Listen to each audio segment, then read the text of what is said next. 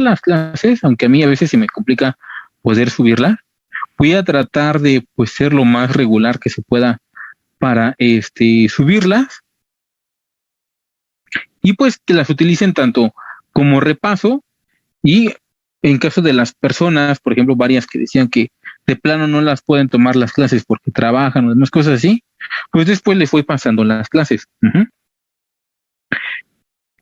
Esta primera clase lo que vamos a ver es el tema de qué es la biología.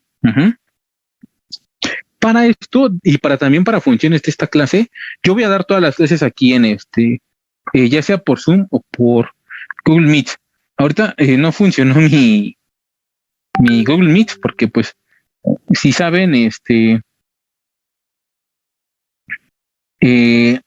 ya está cobrando o ya no te deja tener tantas sesiones eh, continuas, sino que ya te las limita, ¿no? Entonces, pues como di la clase anterior, ahorita ya me la limitó y ya no pude dar la clase con el link que les pasé este rato, ¿no? Si llega a pasar otra vez lo mismo, pues yo voy a prever esto para pasarles el link desde antes, ¿no?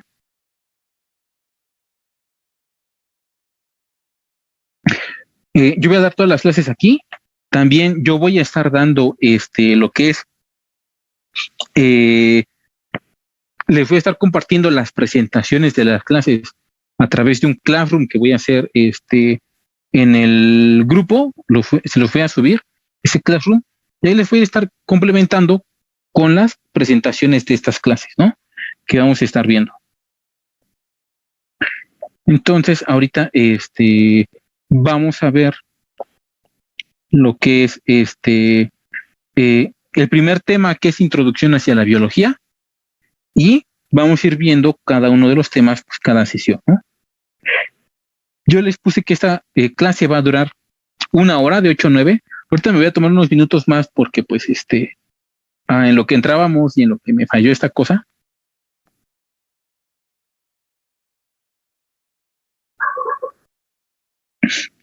Ahorita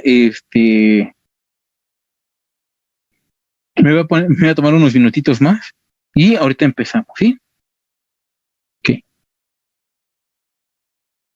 También casi siempre suelo dar unos 5 o 10 minutos para que pues más gente se una, ¿no? Porque nunca falta que hay personas que luego llegan tarde en la clase, pero pues en este caso por lo limitado del tiempo les voy a dar 5 minutitos, ¿no?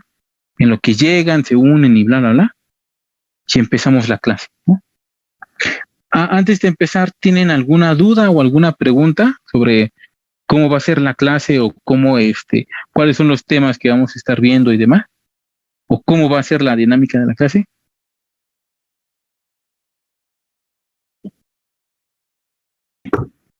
Yo tendría la duda del temario, de que si, bueno, es que en la guía viene como en orden, entonces yo preguntaba si sería en ese orden o de acuerdo Sí, a como usted lo va, considere. va a ser en ese orden. Este primer tema es un tema de introducción para poder ir introduciéndonos hacia varias cosas que más adelante vamos a retomar, pero el orden que van a llevar los temas son como aparecen en la guía. Incluso en la guía, si la han visto, la guía que, por ejemplo, el otro día una de mis compañeras compartió, uh-huh, esa guía o la guía en general del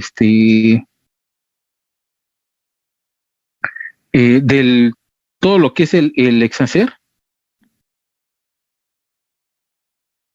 eh, viene como muy, muy resumida, ¿no? Hay varios temas que abarcan y esos temas los podemos ver al ver la parte del como examen simulacro, que vienen varias preguntas de los temas, pero esa guía viene como que muy compacta, ¿no? Hay temas que nada más dice como que la biodiversidad, ¿no? O cosas así, ¿no? Nada más dice como que la biodiversidad, pero pues como que le falta, ¿no? Como que ahí está medio eh, cucha esa parte, ¿no? Tiene muy poquito. Sí, vamos a ver todos los temas que vienen ahí y los vamos a ver en ese orden. Uh-huh. Vamos a tener eh, o voy a tratar de hacer sesiones para que podamos practicar un poco, hacer un tipo de examen como simulacro del que va a ser el bueno, ahora sí. Y vamos a tratar de abarcar todos los temas en el tiempo que tenemos, ¿no? Porque pues como son una clase a la semana, pues está medio apretado el tiempo, ¿no? Igual ustedes mismos si tienen preguntas, si tienen dudas o alguna cosa, pueden mandarme un mensaje por WhatsApp y preguntarme pues las dudas que ustedes tengan, ¿no? Entonces, vamos a ir empezando. Ahora sí, no, bueno, no sé si alguien más tenga alguna otra pregunta. Si no, pues ahora sí ya para ir empezando, ¿no? Para ir entrando ya en el tema.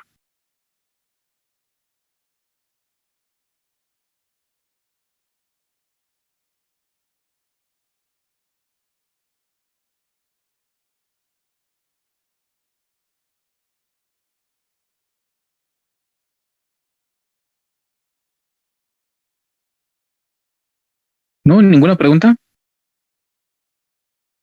No, de mi parte ya no. Ok. O Yuki o Itzel. Bueno, Itzel apenas va. No, de mi parte tampoco, gracias. Ok, entonces si no hay más dudas o más preguntas, pues vamos a ir empezando, ¿no? Ahora sí. Este va a ser un tema, como les decía, introductorio hacia la biología, ¿no? Vamos a ver que la biología es la ciencia que va a estudiar a los seres vivos. ¿Cuál es su composición? ¿Cuál es su estructura? ¿Y cuál es su clasificación? Uh-huh. Esta ciencia, como todas las ciencias, para poder estudiar a su objeto de estudio, que en este caso de la biología en particular, es un objeto de estudio muy grande, porque decir que es la ciencia que estudia a los seres vivos o la ciencia que estudia la vida, primero hay que definir qué es la vida, ¿no? Casi, casi. ¿No?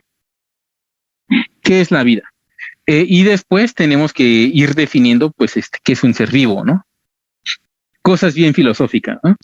La biología necesita utilizar ramas auxiliares para poder estudiar cada uno de los aspectos que tiene un ser vivo, desde su composición química, desde su composición física, desde su composición celular, hasta las interacciones que los seres vivos van a tener entre ellos.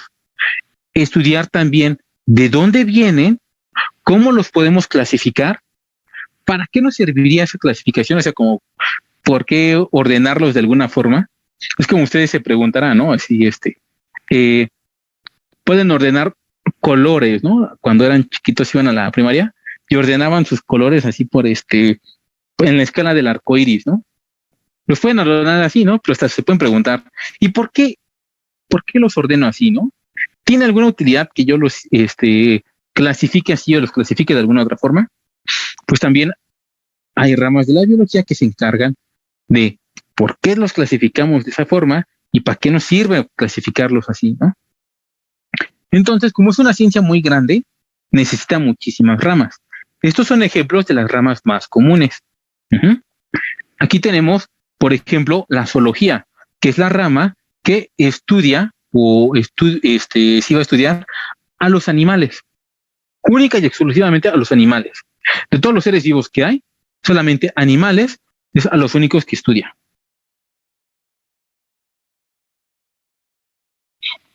También, por ejemplo, la genética.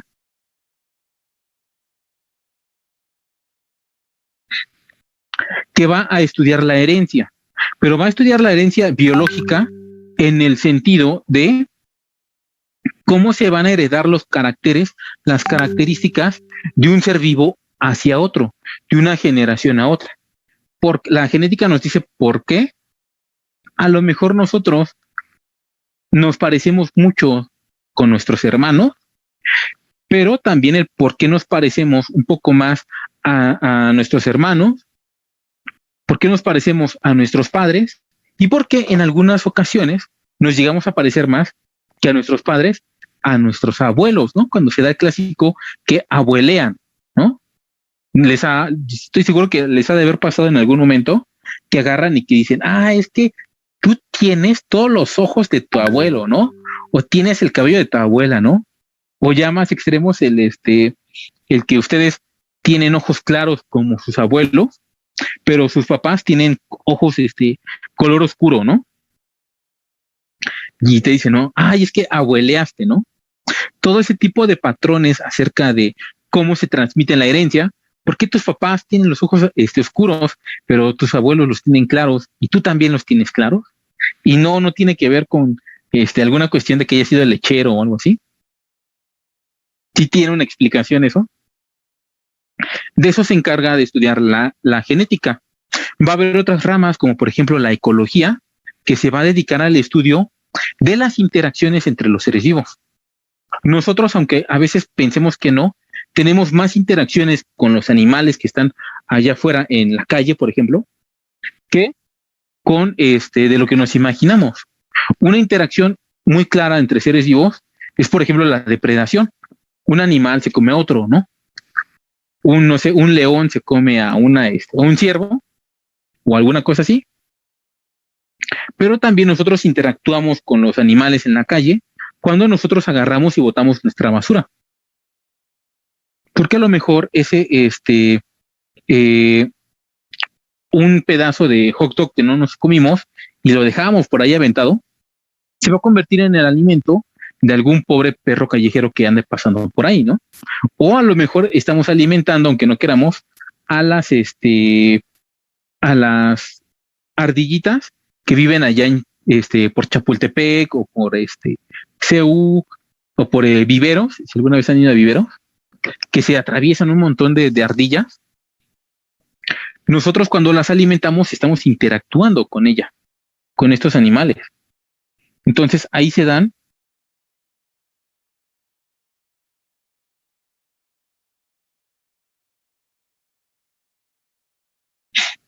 y entonces así van a ser varias de las interacciones que más al rato en otras clases vamos a ver acerca de entre los seres vivos, ¿no? También van a haber ramas que se van a dedicar, eso si lo pensamos de esta forma, algunas de estas ramas pues estudian cosas más externas, ¿no? De los seres vivos y entre seres vivos. Pero hay otras ramas como la citología, la microbiología o la histología que se van a dedicar al estudio de los seres vivos más pequeños o al estudio de las células, que las células van a ser las cosas de las cuales nos componemos nosotros, los seres vivos.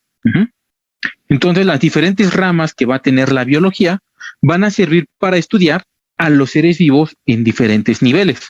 Desde los niveles más básicos y más simples, como son, por ejemplo, la biología celular, estudiar a nuestras células, qué son, de qué se componen, cuáles son sus estructuras, cuáles son sus funciones, ir avanzando, por ejemplo, a los tejidos que tenemos, varios tipos de células unidos entre ellos, a nuestros órganos, como lo hace la fisiología, y a nuestros sistemas. Y de ahí vamos escalando en niveles de organización, los niveles se van haciendo cada vez más complejos y llegamos hasta la escala, por ejemplo, de un individuo.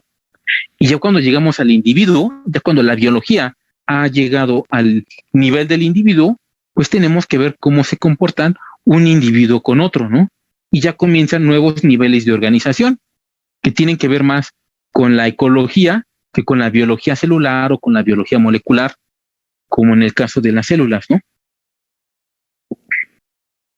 Vamos a ver que, por ejemplo, los seres vivos, es como muy difícil poder definir qué es un ser vivo, ¿no? Como les decía hace rato, ¿no? ¿Cuál es la definición de la vida, no? Es muy difícil poder definir exactamente qué es un ser vivo.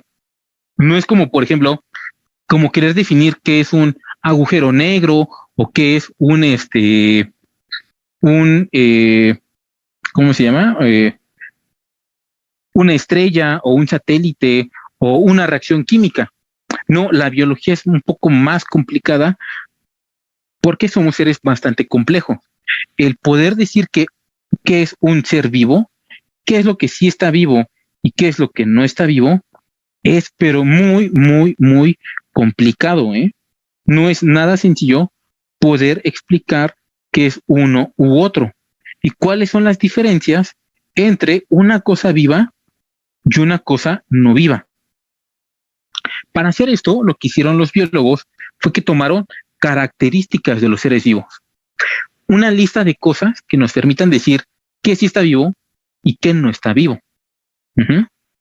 Y cuando yo tomo esta lista, yo puedo agarrar y decir, bueno, tal cosa es un ser vivo porque cumple con todos mis requisitos. Así yo tengo mi lista, le voy poniendo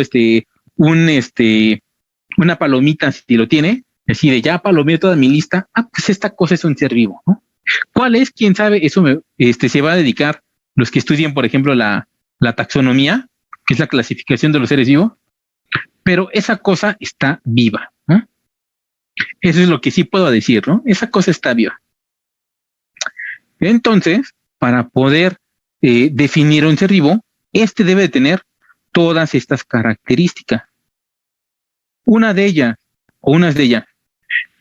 crecimiento. Todos los seres vivos tenemos un desarrollo, no solamente en el sentido de que aumentamos de tamaño, ¿no? Empezamos todos los seres vivos, bueno, todos los seres humanos, por ejemplo. Todos los seres humanos empezamos como un cigoto, que son un espermatozoide y un óvulo que se unieron entre ellos y crean una célula, ¿no? Esta se va a multiplicar, va a crecer, se va a duplicar y va a crear un montón de células nuevas. Estas células nuevas van a empezar a organizarse de diferentes formas y van a crear al embrión. Y conforme vaya pasando el tiempo, este embrión va a ir desarrollándose cada vez más y ya se va a formar bien el feto, ¿no? El pequeño ser humano que está dentro de la mujer, ¿no? Y conforme vaya aumentando y vaya pasando más tiempo y vaya este ser desarrollándose cada vez más, entonces lo que va a pasar es que este individuo, este sujeto, va a poder nacer y una vez que nace, va a seguir un proceso de crecimiento y de desarrollo. Van a aumentar el número de células. De una célula original se duplicaron en 2, en 4, en 8, 16, 32, y así siguió un ritmo enorme, un ritmo casi incalculable de multiplicaciones de células. Todos tenemos desarrollo. No hay ser vivo que no se desarrolle. Todos se tienen que desarrollar. Hay organismos que tendrán excepciones, como por ejemplo, hay una medusa, no sé si alguna vez la habrán escuchado, hay una medusa que tiene la capacidad de poder revertir su desarrollo. Esta medusa lo que hace es que llega a un punto de su desarrollo, imagínense que ustedes llegan a viejitos, y para poder sobrevivir, para poder adaptarse, lo que hace es que agarra y revierte su desarrollo y regresa a ser un embrión. Casi imagínense que es como esa película de el curioso caso de Benjamin Button, ¿no? Que conforme va creciendo se va haciendo niño. Pues imagínense que esa medusa puede ser como casi lo mismo, ¿no? Regresar a su estado embrionario y volver a reiniciar su ciclo. O sea, su ciclo lo tiene. Que tenga la libertad de ir de un punto a otro de este ciclo, pues ya es una cosa extraordinaria, ¿no? Pero tiene esta capacidad, se desarrolla siempre, en todo momento, ¿no? No hay un organismo o un ser vivo que no pueda desarrollarse, que no tenga la capacidad de poder ir desarrollándose ya dependiendo de un plano genético, ¿no? Todos tenemos en nuestros genes el cómo nos vamos a desarrollar. Ustedes, así como son ahorita, ya sus genes ya habían determinado que van a ser así, ¿no? Tienen mucho cabello, tienen poco cabello. Los hombres, por ejemplo, pues tenemos barba o no tenemos barba. Ustedes, mujeres, tienen mucho cabello y lo tienen súper larguísimo o lo tienen cortito. Todas esas cosas ya estaban determinadas, ¿no? Entonces, ustedes van a seguir ese plano genético y se van a ir desarrollando, ¿no? Si les tocó que fueron altos, pues fueron altos. Si fueron chaparros, pues fueron chaparros. Si fueron blancos, negros, lo que sea, pues ya estaba determinado, ¿no? Reproducción también. Todos los seres vivos se van a multiplicar para poder perpetuar su especie. Todos los seres vivos deben de tener esa capacidad de poder replicarse y a la hora de replicarse también heredar las características que estos tienen a la siguiente generación. estas características se van a perpetuar y se van a perpetuar también la propia especie, ¿no? Como si nosotros los seres humanos de repente, así de la nada, empezáramos a dejar de empezar a dejar de reproducir, ¿no?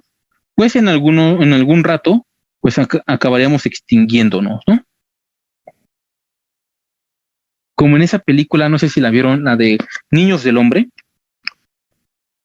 con Clive Owen, que viven en un futuro así, distópico, ¿no? Y todo el rollo, en donde el ser humano ha dejado de reproducirse, tienen años que no nacía un solo niño, y de repente, ahora sí que por quién sabe qué motivo se dejaron de reproducir, y de repente aparece uno, ¿no?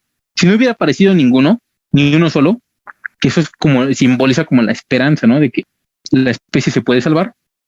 Si no pasara eso, pues al fin y al cabo, todos los seres humanos envejecerían y se acabaría la especie, ¿no?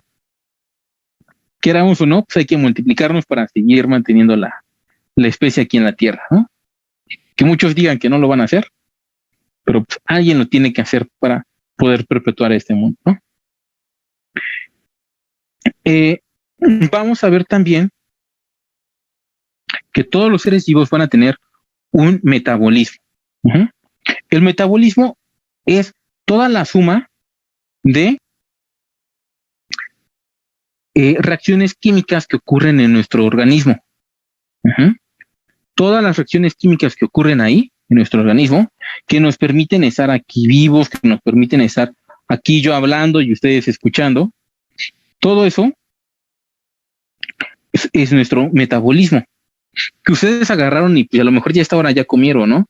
Ya se echaron unos tacos al pastor, ya se echaron una torta por lo menos, ya se echaron algo, ya comieron un poco. Pues resulta ser que ustedes van a tener que procesar esa comida, ese alimento, para que puedan seguir vivos, ¿no? Para que ustedes puedan seguir existiendo. Cada uno de nosotros necesita poder obtener energía y materiales para estar vivos. Los materiales los obtenemos al comer y la energía la obtenemos al degradar esta materia. ¿Mm? Es lo que todo organismo necesita, ¿no? Para reproducirse, para crecer. Energía y materia. ¿Mm? No hay un ser vivo que no tenga metabolismo. Todos necesitamos metabolismo para obtener energía, ya sea energía de la luz del sol, por ejemplo, las plantas que hacen fotosíntesis, o, por ejemplo, obtener energía a través de comernos a otros animales, ¿no? Todos vamos a tener un metabolismo. Uh-huh. También todos los seres vivos vamos a tener irritabilidad. Que aquí hay una característica que también me estoy brincando. Regresando aquí arriba al metabolismo. Todos tenemos metabolismo. Aquí va a faltar una característica que se las voy a escribir en el chat.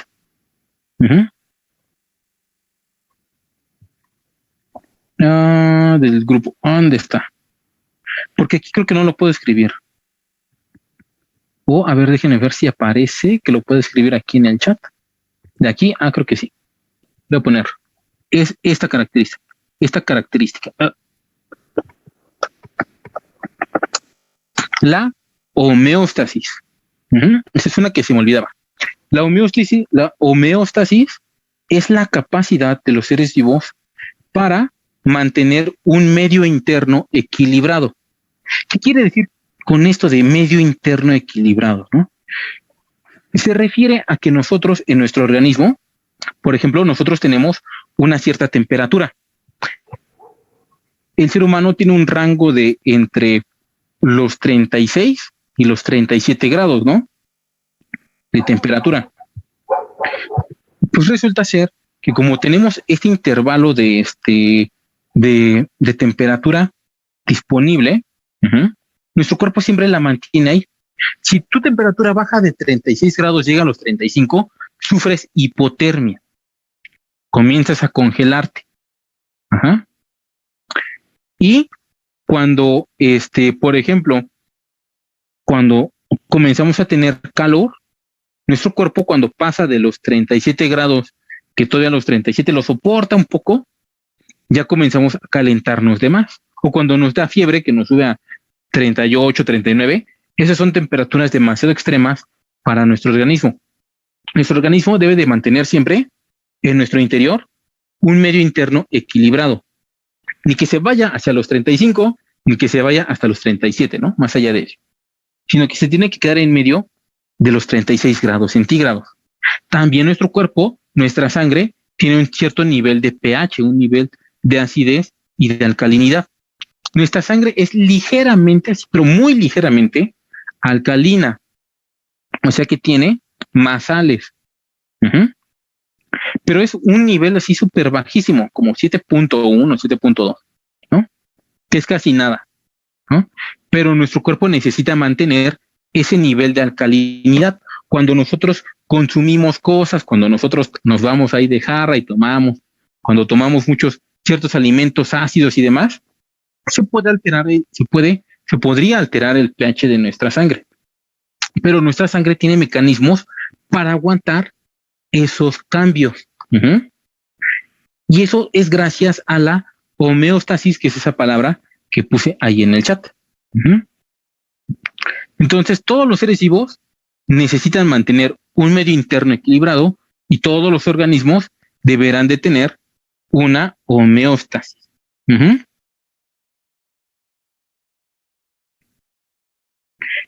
Vamos a ver también que lo que todos los seres vivos también tienen es irritabilidad. La irritabilidad es responder a los estímulos, pero a los estímulos externos. Mientras la homeostasis se preocupa por el medio interno, lo que es la irritabilidad es responder a los estímulos externos. Por ejemplo, cuando ustedes están en un parque, por ejemplo, y estaban sentados a la sombrita, ¿no? Pero ya se mueve el sol y se mueve la sombra, ¿no? Y ahora ya les pega directamente todo el sol, ¿no? Su cuerpo, por irritabilidad, va a reaccionar y se va a mover, ¿no?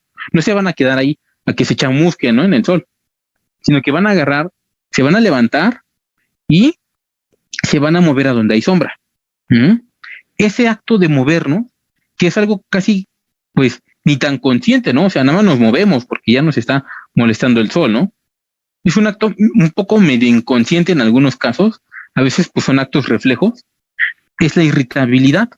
Tenemos esos mecanismos para responder. También, por ejemplo, si nosotros acercamos nuestra mano a el fuego y sentimos caliente, por irritabilidad, agarramos y movemos la mano, no la dejamos ahí a que se nos chamusque, ¿no? Sino que nosotros tendemos a mover la mano para evitar algún daño. Por ejemplo, quiero que ustedes intenten darme otro ejemplo de irritabilidad que ahorita se les venga así a la mente, ¿no? A lo mejor alguna conducta o alguna cosa que hagamos para responder al exterior.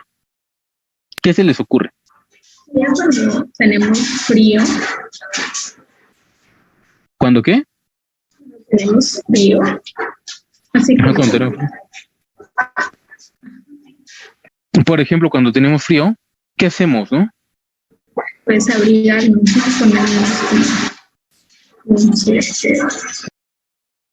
Por ejemplo, un suéter. Agarramos y nos tapamos con algo, ¿no? Y eso, bueno, lo hacemos los humanos porque los humanos tenemos suéteres, ¿no? Porque los animales, pues no tienen, ¿no? Ya tienen su pelaje, ¿no? Ya tienen su suéter. Pero, por ejemplo, cuando tenemos frío, puede ser esa, ¿no? Una acción es que aprendemos es a ponernos un suéter, ¿no? O una chamarra. Pero, por ejemplo, cuando hace frío también, temblamos. O sea, conscientemente no temblamos porque queremos, ¿no? Nuestro cuerpo comienza a temblar, ¿no? Y esa es una respuesta de nuestro cuerpo para el estímulo externo que es el frío, ¿no? Cuando ya sentimos muchísimo frío. También el sudor.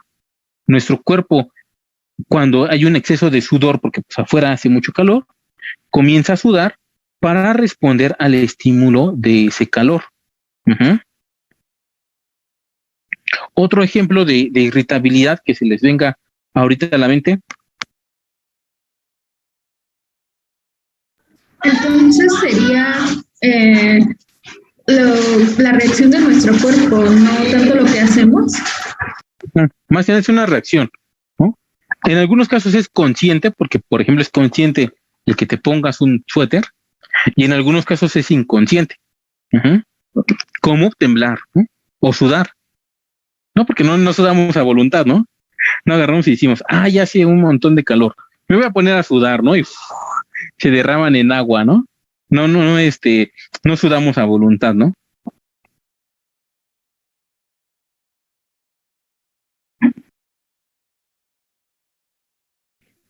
También, por ejemplo, cuando tenemos una amenaza, ¿no? Cuando algo nos asusta y nos amenaza a nosotros, ¿no?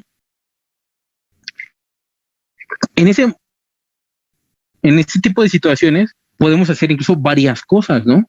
Una de ellas sería, imagínense que están en el bosque, ¿no? Y de repente desaparece algo, ¿no? En la noche y está todo oscuro, ¿no? Pueden pasar una de tres cosas, ¿no? Incluso hay tal vez más posibilidades. O agarran y se asustan y se echan a correr. Sí, de plano, ven algo que se mueve y dicen, ay, no, yo no voy a quedar aquí, ¿no? Y se echan a correr. Otra puede ser que reaccionen violentamente, como en los videos, ¿no? Que van a ver brujas y demás cosas y les avientan piedras, ¿no? Hay un video, el otro día lo vi, de unos chavos que están yendo según a buscar bruja y están viendo que algo se mueve y agarran, toman una roca y le pegan, pero se ve como claramente le pegan y como que ahí había algo, ¿no? Una persona o alguna cosa y le pegan y se echan a correr, ¿no? Ahí tuvieron ambos, ¿no? Primero reaccionar agresivamente lanzando la piedra y ya cuando vieron que sí había algo, agarran y se echan a correr, ¿no? O está la tercera también, no hacer nada. Te quedas tan impactado de lo que está sucediendo en ese momento que agarras y te quedas así como de, no puede ser, no manches, y agarras y te echas a correr, no, y ni siquiera te echas a correr o agredes, ¿no? Sino que nomás te quedas así en shock, ¿no? Y no sabes cómo responder, ¿no? Tu cuerpo, pues en ese momento se queda así como choqueado, ¿no? Como, ¿qué hago? ¿Qué hago? ¿Qué hago?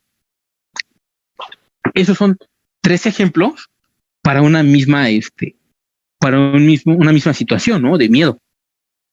Así es como puede reaccionar la irritabilidad. Uh-huh. Ahora pasando a la siguiente, por ejemplo, la adaptación. La adaptación es la capacidad de adecuarse a las condiciones del medio ambiente. Los seres vivos van a crear adaptaciones para poder adaptarse, para poder estar bien, bien ajustados a las condiciones del ambiente en donde van a vivir, ¿no? Por ejemplo, un oso polar, pues un oso polar tiene un pelaje muy grueso, más grueso que los osos normales y regulares, que los demás osos, para poder resistir el frío. Uh-huh. Porque están en el Ártico, están allá arriba, donde está todo el hielo. Y agarran y hasta se echan al agua para poder cazar peces y demás, ¿no? Entonces, para poder hacer eso necesitan un pelaje súper grueso. Uh-huh. Y no nacieron con él, o sea, no es que hayan aparecido los primeros osos polares y ya lo tenían, ¿no? Sino que es una característica que fueron adquiriendo con el paso del tiempo. ¿Mm? No es algo que con lo que ya de repente desde siempre han aparecido los osos, ¿no? Sino que es una característica que fue cambiando, fue adaptando, se fue evolucionando y les permitió a estos animales poder vivir en esta situación o en estos ambientes. También, por ejemplo, los camellos y los dromedarios tienen sus jorobas y siempre se dice que se utilizan para almacenar agua, ¿no? Sí lo hace, pero no en la forma en la que creemos. Ahí, por ejemplo, tienen grasa y las grasas, los depósitos de grasa, si tienen también mucha llantita o demás, también lo hacen. Los depósitos de grasa tienden a almacenar agua. Entonces, cuando ellos consumen mucha agua, toda esa grasa, más bien todo ese exceso de agua se acumula ahí, ¿no? Mientras, por ejemplo, pues en el caso más evidente de las mujeres, ¿no? Que suele pasar más seguido, que acumulan grasa, ¿no? Que acumulan también y retienen muchos líquidos. Las mujeres, a diferencia de los hombres, tienen mucha tendencia a, sí, como aquí ahorita dice, está Lucero, pues ni modo, ¿no? Tienen más tendencia que los hombres a acumular grasa y tienden a retener más líquidos, ¿no? Al dromedario le sirve porque él puede, y a los camellos, porque le sirve para pasar muchos periodos sin agua en el desierto. Esa es una adaptación que ellos adquirieron. En el caso de las mujeres, pues en las mujeres humanas, pues es una desventaja y una molestia, pues el que tengan esas cosas, ¿no? El que deban de tener esas cosas y que pues se ven más gorditas a veces o es más difícil que puedan adelgazar por culpa de los de la grasa, ¿no? Entonces, vamos a ver que esas son las adaptaciones, características físicas que han desarrollado los seres vivos para para poder adecuarse a las condiciones a las que viven. Uh-huh.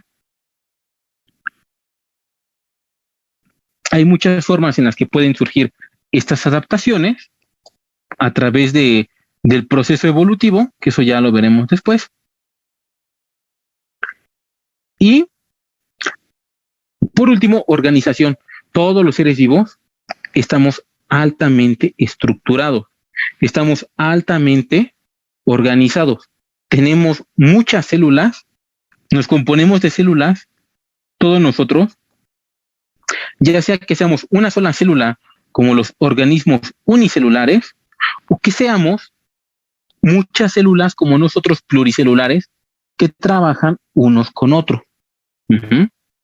Ahí están dos partes, ¿no? O sea, o eres una sola célula y tienes una gran organización para mantenerte con vida, o eres pluricelular, como nosotros, y tienes muchas células que trabajan coordinadamente, todas ellas, para que tú estés con vida, ¿no? O sea, en este momento, sus pulmones están trabajando, ¿no? Pero también su corazón. Pero también, si comieron, por ejemplo, está trabajando su estómago, o el páncreas, o el intestino delgado, o el intestino grueso, que están trabajando esto.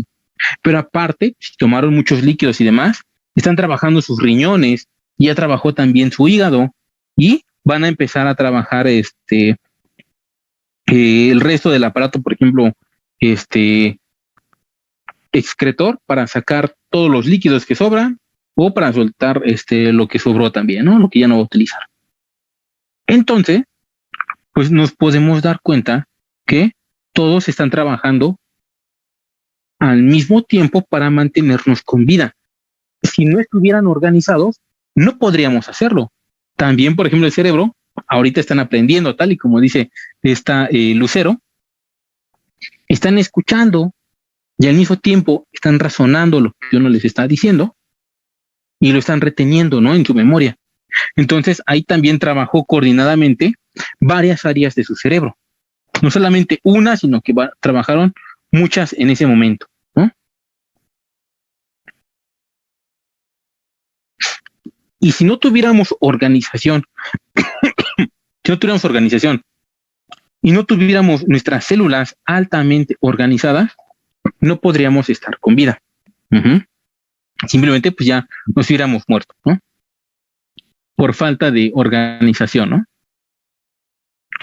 Ahora, antes de pasar a la siguiente parte, les voy a poner un ejemplo de cuando no se cumple todo esto, que es el ejemplo más famoso de todo. Uh-huh. Que es el caso de cuando tenemos a los virus. ¿Por qué los virus no cumplen con estas reglas? Los virus son agentes biológicos, no podríamos decir que son pues seres vivos u otras cosas.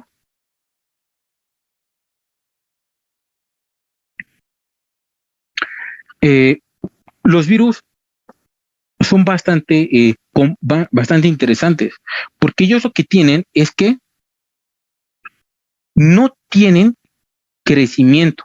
Un virus no crece.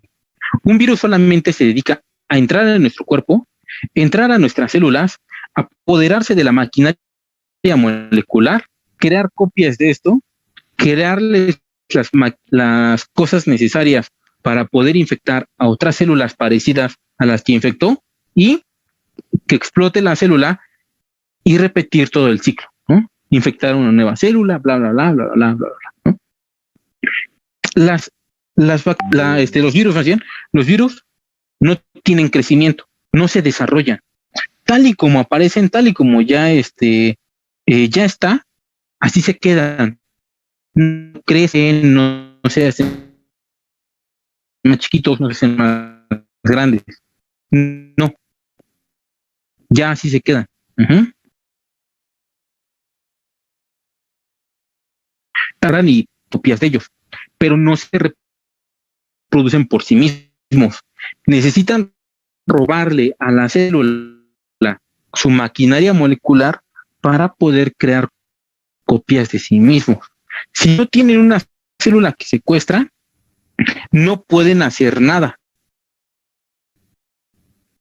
No pueden reproducirse, no pueden crear nuevas copias, no nada. No pueden hacer nada. Los virus. Uh-huh. Hay parásitos que tienen, por ejemplo, parásitos que tienen la capacidad de reproducirse utilizando a su hospedero, pero al final ellos no han, tienen varios ciclos, en su ciclo de vida tienen como varios subciclos, y sí tienen mecanismos para reproducirse sin su huésped. Pero los virus son los únicos parásitos que sí necesitan así obligatoriamente a la célula para reproducirse. Uh-huh. No tienen tampoco metabolismo, no tienen metabolismo, no tienen homeostasis. Y como tampoco tienen ni metabolismo ni homeostasis, tampoco tienen irritabilidad. Tienen organización, pero su organización es muy básica y no es tan compleja. Pero lo que sí tienen los virus, a diferencia de todo, es que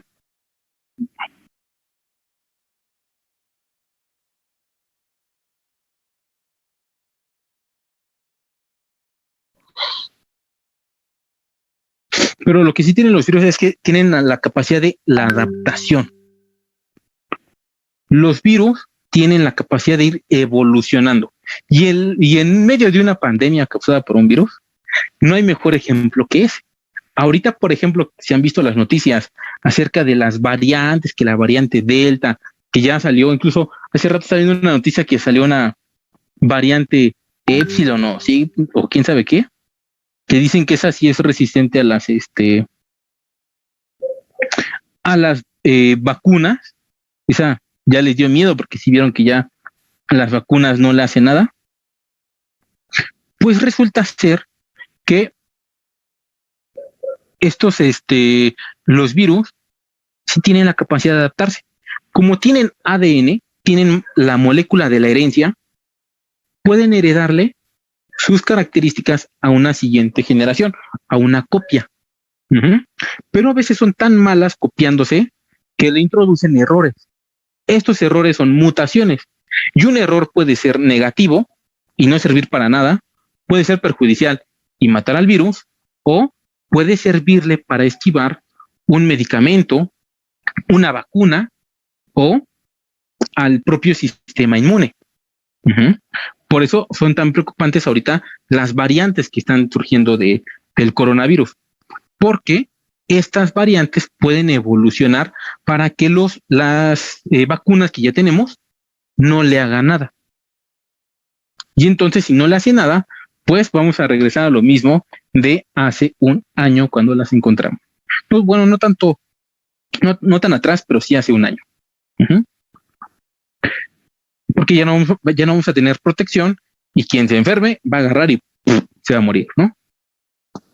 Ahorita la gente se enferma, pero por las vacunas ya resisten mucho la enfermedad y no se van a morir. O sea, van a tener una enfermedad a lo mejor leve y es muy difícil que lleguen a morirse con una vacuna. Sé gente que lo hace, pero si vemos de todos los muertos que habían, son muy pocos, son bien poquitísimos. Uh-huh. ¿Y qué prefieres? ¿Que se mueran unos poquitos vacunando a todos o que sin vacuna se muera, pues no sé, ¿cuántos llevamos? Como 200,000, ¿no? O que se mueran 200,000, ¿no? Entonces los virus sí pueden cambiar, sí pueden adaptarse. Por eso este virus está cambiando, se está adaptando y, por ejemplo, ahorita lo que se está viendo es que las nuevas variantes sustituyen a las demás porque son más aptas, están mejor adaptadas para poder infectarnos más. Uh-huh. Eso es lo único que sí tienen los virus, la capacidad de adaptación y la capacidad de evolucionar. Todo lo demás no lo tienen. Entonces, por eso un virus no puede ser considerado un ser vivo. Porque lo único que tiene, igual que un ser vivo, es material genético y la capacidad de ir evolucionando. O sea, sin eso, pues no tienes nada, ¿no? Entonces se hace muy complicado poder decir que un virus es un ser vivo. Hay gente que sí lo quiere hacer, gente que sí quiere que se considere que un virus es un ser vivo. Habría que cambiar toda la definición de vida para hacer eso, imagínense nada más, y ver si eso nos sirve para algo, decir que los virus sí son seres vivos, pero ahorita pues, no se les considera como tal, ¿no? Es como el caso perfecto para decir que hay cosas que sí son vivas, que sí están vivas, y otra, la excepción, que no está viva, ¿no? Y esa excepción, pues mientras no sepamos más de ello, pues confirma la regla, ¿no? Vamos a ver ya de aquí en adelante un poco acerca de la biodiversidad y sobre todo la biodiversidad de lo que es México. Vamos a empezar un poco con esto y le vamos a dejar así. Uh-huh. Ahora sí que tampoco se conectaron tanto y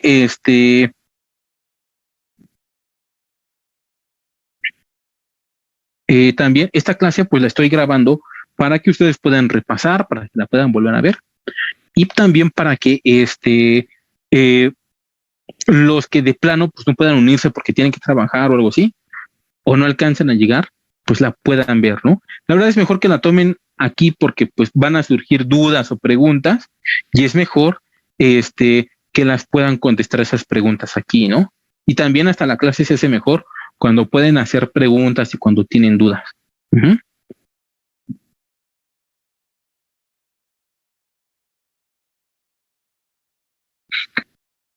Entonces, vamos a ver un poco lo que es la biodiversidad. La biodiversidad se refiere a la gran variedad de formas vivas que existen en el planeta. Uh-huh. Vamos a ver que en el planeta existen muchas formas de vida, pero esto es gracias a varias cosas. A que existe, por ejemplo, diversidad desde el punto de vista de la genética. Todos tenemos genes, todos tenemos información genética. Uy, ya me pasé. Estos están en formas de nucleótidos, cromosomas, en los individuos y en las poblaciones, y gracias a esta gran diversidad existen varias formas de seres vivos. Por ejemplo, nosotros los seres humanos somos un ejemplo muy bueno, porque nosotros los humanos somos una especie que tiene mucha variación genética y variación geográfica. O sea, los seres humanos somos negros, blancos, amarillos, café con leche, un poquito más morenos, un poquito más blancos y demás. Hay grados intermedios, como por ejemplo, no sé si lo sepan, pero en el sureste asiático, lo que es Tailandia, Indonesia, todas esas islas de por ahí, Vietnam y demás, hay muchas personas que son asiáticas, tienen rasgos asiáticos, como los chinos, japoneses y coreanos, pero son morenos, son negros, tienen el cabello chino, no lo tienen lacio como los demás. O sea, ese es un ejemplo de que existe una variación genética y una variación geográfica, ¿no? Somos muy variables en nuestras formas, en el color de nuestro cabello, en el color de nuestros ojos y demás. Entonces, gracias a la diversidad genética. Existe diversidad de organismos, existen un montón de seres vivos, de especies vivas. tenemos registradas alrededor de 2 millones de especies de animales, aves,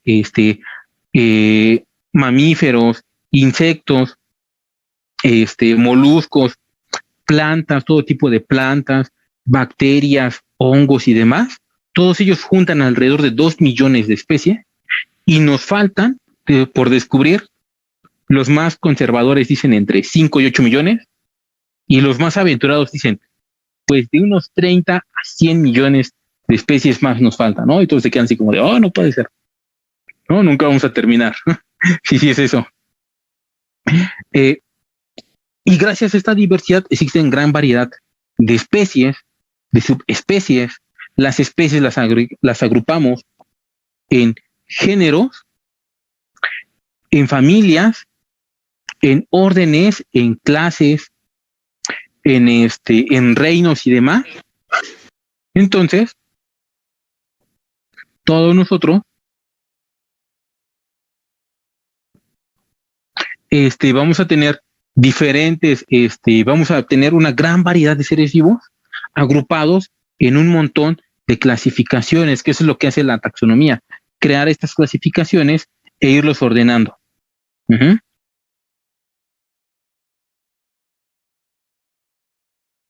Entonces también, pues resulta ser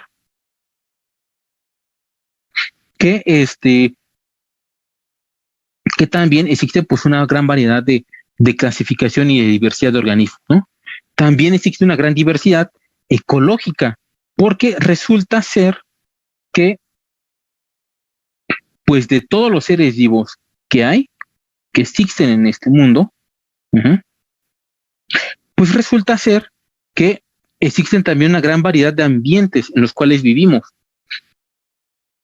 Gracias a esta variedad de ambientes, nosotros tenemos, nos vemos en la necesidad de tener que adaptarnos a ellos, porque existen varios ecosistemas, existen varios paisajes, existen varias comunidades de organismos de seres vivos, diferentes tipos de hábitats y de nichos ecológicos que podemos ir adquiriendo, que podemos ir utilizando. Entonces, todos estos, esta diversidad ecológica nos va a obligar a que exista una gran diversidad de seres vivos y también, al haber una gran variedad de seres vivos, va a haber una gran diversidad genética, ¿no? Todos ellos están ligados unos con los otros, ¿no? Unos son consecuencia de los otros y los otros son consecuencia de unos, ¿no? En el caso de México, para empezar a hablar de México y terminar en esa parte por el día de hoy, México, y siempre lo decimos y lo dicen muy en broma, ¿no?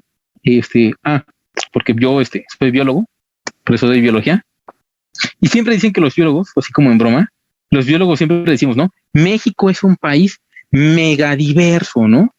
Así, casi, con las manos abiertas, ¿no? Si ustedes llegaron a ver Bob Esponja, imagínense Bob Esponja cuando dicen, tienes imaginación y sale el arcoíris, todo eso. Dicen que nosotros decimos así, ¿no? Como México es megadiverso, ¿no? Pues México es justamente un país muy biodiverso, tanto que se le conoce o se le llama megadiverso, porque tenemos casi el 12% de toda la riqueza de seres vivos en nuestro territorio, o sea, en este pedacito que ustedes ven aquí, de tierra, bueno, ni tan pedacito, ¿no? Existen el 10% de seres vivos. Tenemos más seres vivos que en nuestro territorio que Estados Unidos, y Estados Unidos es mucho más grande. Se robó la mitad de nuestro territorio, por cierto, ¿no? ¿Se acuerdan? Pues aún con eso que se robó, no alcanza a tener tanta biodiversidad como nosotros tenemos en este pedacito que si nos quedamos. O sea, tenemos muchísima más de lo que ellos tienen, ni siquiera con el doble de nuestro territorio, ¿no? Ahora sí que nos quedamos con todo lo chido, ¿no? Por así decirlo. Como aquí en México tenemos esta gran biodiversidad, lo que va a pasar es que México pues va a ser un lugar muy importante en el planeta para conservar esta biodiversidad. Ajá. Esta biodiversidad en México tiene muchas causas. Somos, como aquí dice, tenemos el 12% de las especies vivas, de plantas, de animales, de hongos y demás, ¿no? Incluso, por ejemplo, en hongos no sabemos exactamente qué tan bien estamos de biodiversidad porque son tantas las especies y conocemos tan pocas. Conocemos como 6,000 especies de hongos aproximadamente, pero en otros países con una extensión mucho menor, tienen una cantidad más grande de especies. Entonces, si México tiene más territorio y de todos los demás seres vivos tenemos más que ellos, pues entonces, si tenemos 6,000 especies, algunos dicen, pues debemos de alcanzar más de 100,000 si las encontráramos todos los hongos que tienen que haber en México. ¿Mm? Que todavía no lo hemos logrado, pues no, todavía no lo hemos logrado, pero pues aún así, con lo que tenemos muchísimo. Uh-huh. México siempre se pelea el quinto lugar en biodiversidad. Nos lo peleamos con Australia y siempre estamos entre que el 5 y el 6, ¿no? Los mexicanos, por bien orgullosos, siempre decimos que el 5, ¿no? Pero pues a veces como que va cambiando un poco esa situación, ¿no? Aquí en México tenemos la gran mayoría de todos los ecosistemas que existen en el planeta. Por ejemplo, de los pocos ecosistemas que no tenemos y que estamos a punto de perderlos ya definitivamente, son, por ejemplo, la tundra y la taiga, que son los hielos polares y los bosques de gran latitud, o sea, que están muy al norte. Porque aquí no estamos hacia el norte y aquí no hay hielos, ¿no? El único lugar donde hay hielo, o había hielo, es en la cima de los volcanes, que ni siquiera aparecen, ¿no? Ahí en la cima de los volcanes en el centro de México, como el Popo, el Nevado de Toluca, Orizaba y demás. Y como ya el calentamiento global nos está dando en todo, pues ya varios de esos hielos ya se están descongelando. Incluso había uno que hasta le pusieron una placa, gente de la UNAM, que decía, ¿no? Que aquí estuvo el hielo tal que ya valió gorro. Y entonces dicen, pues ya ahora sí que nos juzgarán nuestros hijos y si a pesar del cambio climático nunca hicimos nada y bla, ¿no? Entonces, pues esos son de los pocos climas que no tenemos aquí en México. Uh-huh. O porque ya lo estamos perdiendo, o porque no tenemos tan alta montaña y tan alto bosque y estamos tan al norte, ¿no? Pero todos los demás sí los tenemos. Aquí hay un ejemplo de muy resumido de todos los que hay. Hay más, pero no los ponen en esta imagen, ¿no? Tratan de resumir los más importantes y los más extensos, ¿no? México tiene, bueno, esto lo voy a explicar en la siguiente clase porque esto es más complejo de explicar. Vamos a dejarle hasta aquí, hasta los principales ecosistemas. Y la siguiente clase, lo que vamos a ver es explicar por qué es importante lo del relieve, que tenemos muchas montañas, que tenemos golfo, que tenemos un mar interno, arrecifes de coral, y vamos a hablar también acerca de la pérdida de la biodiversidad. Uy, ahí se movió eso. ¿Mm? O sea, bien bonito, tenemos un montón de biodiversidad, pero muy feo, lo estamos perdiendo. Uh-huh. Entonces, lo que vamos a hacer es que les digo, la siguiente clase vamos a empezar con este tema y vamos a también empezar con el siguiente tema, que es el tema de la organización de los seres vivos. Vamos a empezar con ya bien de lleno con las células. Este tema también lo veo porque más adelante también se habla acerca, ay no, yo quería ir para arriba, se habla acerca de la biodiversidad del medio ambiente. Entonces, para ir metiendo esos temas, quiero hablar primero de esto, para retomarlo después, ir introduciendo varias de las cosas que más adelante vamos a ver. Ahí esta cosa no va para arriba, se regresa. Y vamos a ver todos también, los primeros temas que vamos a ver es acerca de la célula, ¿sí? ¿Alguna pregunta o alguna duda que tenga? Hasta ahora sí que hasta donde llegamos.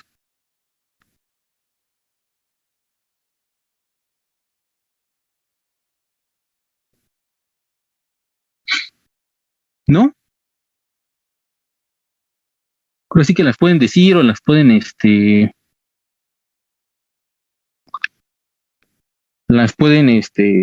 decir por activando el micrófono o por el chat. Dice Itzel que no. O Yuki o Ana, ¿alguna duda o alguna pregunta? Maestro, es que bueno, sí son virus, por ejemplo, ahorita lo del COVID, sí se le llama así, es que se me fue ahorita la idea cuando lo estaba diciendo. Ahora Okay, sí que es un virus. Ajá, dice que son adaptables y evolucionan. Al ser adaptables y evolucionar, ¿es cuando se convierten más letales? No necesariamente. Ah, ok. Ahora sí que un virus no necesariamente tiene que volverse más letal, ¿no?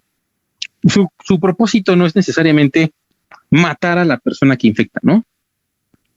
Porque con la persona que infectan, pues pueden seguirse propagando, ¿no? Al final, virus muy agresivos como el ébola los atacan tanto a la persona que terminan matándolo al ser tan agresivos, pero su propósito no es su propósito es que tengan la capacidad de seguirse propagando, ¿no? Porque lo que le importa a un virus es propagarse pues por todas partes. Por ejemplo, lo que han hecho las variantes ahorita del COVID, bueno, del SARS-CoV-2, es que le han dado al virus la capacidad de ser más infecciosos. Tienen más de las ganchitos que sirven para pegarse a las paredes de nuestras células y entrar, y al hacerse más, tener la capacidad de poder infectar más, pues se propagan más fácilmente. Y por eso los contagios en algunos lugares siguen creciendo, porque en vez de que se reduzcan, se siguen enfermando. Ya si se mueren o no por cuestiones de vacunación o porque el virus no sea tan letal, pero sí se propaga más, eso ya es otra cuestión, ¿no? Pero no tienen el propósito tal cual de ser más letales, ¿no? En algunos casos sí llegan a hacerlo más letales, pero pues estos virus no tienen por idea o tal cual a priori volverse letales, ¿no? Más bien ellos nada más lo que quieren es duplicarse, ¿no? Ajá. Por ejemplo, no sé si sabes, pero existen dos versiones, o se han conocido muchas versiones de lo que es el SIDA, ¿no? Del VIH. Algunos son muy agresivos. No solamente dos, existen muchísimas variantes. También por eso ha sido difícil poder controlar. Hay variantes que sí son muy agresivas y lo que hacen es que matan a la persona que lo padece. O sea, esta persona se infecta de este virus y muy rápido van a generar el SIDA. Pero hay otras variantes del SIDA que infectan a la persona y tardan mucho tiempo, tardan muchos años en empezar a manifestarse, porque lo que están haciendo es propagarse en el organismo lentamente. Esa persona a lo largo de su vida, y si tuvo, por ejemplo, una vida sexual muy activa, pues pudo haber contagiado, pudo haber infectado, nunca se hizo una prueba, pudo haber infectado a muchas personas. El otro más agresivo, y si tuvo también una vida sexual muy activa, es más difícil que haya infectado a muchos, porque rápido, en unos cuantos años, en un par de años, ya va a generar la enfermedad y se va a dar cuenta. Y el otro va a tardar años o hasta décadas a lo mejor en que ahora sí se sepa que realmente está enfermo, y entonces en eso, en lo que tarda mucho tiempo, ya se propagó por todas partes. Y las personas que también tienen este virus van a tardar mucho tiempo en darse cuenta que lo tienen y lo van a estar propagando. O sea, hay versiones que son muy agresivas y otras que no son tanto. Por eso digo que su propósito no es matar, ¿no? Matar es un efecto secundario, ¿no? Ahora sí que se me chispoteó y lo maté, ¿no? Su propósito es infectar a las demás personas. Y mientras más te infecten, mejor para ellos. Por eso ahorita las variantes del SARS-CoV-2 lo que están haciendo es que están desplazando a las que había antes. Y por eso se ven las nuevas variantes como la Delta y demás, y la Alfa, como les llaman, que están aquí en México, que ya llegaron a México, que llegaron a muchos países, porque están desplazando a las que estaban antes. Serán muy letales, pues a lo mejor alguna, la Delta sí es más letal, te mata más rápido en más tiempo y se afecta a los jóvenes, pero ese es un efecto secundario. Lo que le importa al virus es que tiene mayor capacidad de propagación. Si los originales o las primeras cepas por una persona 2 se contagiaban y por 2 lo hacían 4 y por 2 y por esos 4 lo hacían 16 y así va el orden, estos lo hacen por 3. Una persona infecta a 3, 3 infectan a 9, 9 infectan a 27 y 27 a 81. Va creciendo en factores de A3. Oh. Eso es lo que le importa al virus. Ya que te mata es un efecto secundario, ¿no? Que sea más letal no era su intención, ¿no? Ok, maestro, muchas gracias. Me quedó clarísimo. ¿Alguna otra pregunta o alguna otra duda?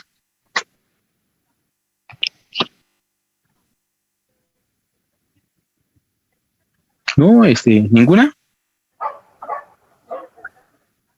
Yo creo que ya no. Ok. Entonces, les voy a hacer un Classroom para que ahí puedan subir tanto las grabaciones de la clase como también lo que es el material, las presentaciones. Les voy a dar otra presentación para la siguiente clase, por esta porque de emergencia no quería o no estaba disponible el otro archivo. Les voy a poner otra que está un poquito más clara, más bonita, y esa es la que vamos a ver. Vamos a terminar de ver la siguiente clase. Ajá. Entonces, ahí les voy a subir todo y si quieren o si ustedes lo piden, les puedo subir más material, ¿no? Vamos a ir haciendo o vamos a tratar de cubrir pues todos los temas lo más pronto que se pueda, porque pues, sabemos que para septiembre pues va a venir su primer examen, ¿no? Bueno, más bien su primer examen, su examen, más bien, ya como tal. Ok, maestro. Dentro de 8 días a la misma hora va a ser su clase, ¿verdad? A la misma hora. Ok. El link, yo voy a tratar de ver qué puedo hacer, porque como ya les dije al principio, ahorita el Google ya te cobra, si quieres más tiempo, nada más te da 60 minutos al día, y yo, por ejemplo, pues me los gasté, porque antes de ustedes tengo otra clase. Y ahí sí se gastaron y yo no sabía, y pues tuve que utilizar ahorita el Zoom, ¿no? Voy a tratar de arreglar eso y cualquier cosa para antes de la clase de la siguiente semana, yo ya les habré dicho si les voy a seguir utilizando tal link u otro o algún otro, ¿no? Yo resolveré eso y les diré qué pasa, ¿no? ¿Se lo cobra por IPEN, maestro, o con otro correo? No, lo que hace es que te da 60 minutos gratis, por así decirlo, ¿no? Al día, y cuando cuando ya te los acabas, ya no te deja crear otra sesión para Zoom, bueno, para Meet. Para mí. Ajá. O sea, ya no te deja hacerlo. Tienes que conseguir una suscripción, una versión de pago, para que tú ya tengas acceso ilimitado y acceso para muchas personas, ¿no? Entonces, como tengo varias clases y yo sí soy de las personas pesimistas que digo que vamos a regresar al semáforo naranja, aunque no lo digan todavía. Por algo lo dice, maestro, siendo biólogo. Sí, yo soy de la idea de que vamos a regresar al semáforo naranja y voy a seguir dando clases en línea. Entonces, soy mucho de esa idea de que, bueno, pues ya habrá que pagar la versión, ¿cómo se dice? De paga, ¿no? De paga. Sí. Entonces, pues ya nosotros, bueno, más bien yo les haré diciendo si qué se va a hacer, ¿no? Ok, maestro, nos los estará enviando al chat, ¿verdad? Sí, al grupo. Yo se los aviso. Ok, sí, maestro, muchas gracias. Entonces, y recuerden, cualquier duda o pregunta que lleguen a tener después, me la pueden mandar por mensaje por WhatsApp, ¿sí? Ok, Entonces, eso es todo y nos vemos la siguiente semana. perfecto, maestro. Muchas gracias. Que tengan bonita noche todos y nos estaremos Igualmente. viendo después. Gracias a todos. Buenas noches. Buenas noches.